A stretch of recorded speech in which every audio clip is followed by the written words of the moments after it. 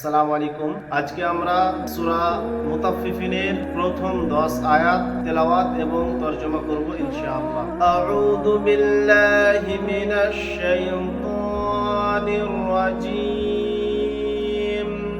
বিসমিল্লাহির রহমানির রহিম। শুরু করছি আল্লাহর নামে, যিনি পরম করুণাময় অতি দয়ালু। ওয়াইলুল লিল মুতাফফিফিন। মন্দ পরিণাম তাদের জন্য যারা মাপে কম দেয়।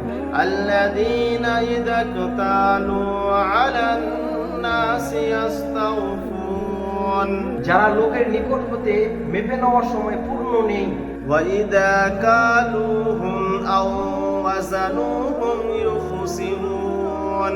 এবং তাদের জন্য যখন মাপে অথবা ওজন করে তখন মাপে কম দেয়। আলা ইয়াযুন্নু উলাইকা আন্নাহুম মাবউসুন। তারা কি চিন্তা করে না যে তাদেরকে পুনরায় উঠানো হবে লিয়াউমিন আযীম। সেই মহান দিন, ইয়াওমা ইয়াকুমুন নাসু লিরাব্বিল আলামিন। সেদিন মানুষ দাঁড়াবে সারা বিশ্বের প্রতিপালকের সম্মুখে। কাল্লা ইন্না কিতাবাল ফুজ্জারি লাফি সিজ্জিন। না না, কখনো না, পাপীচারীদের আমলনামা সিজ্জিনে থাকবে।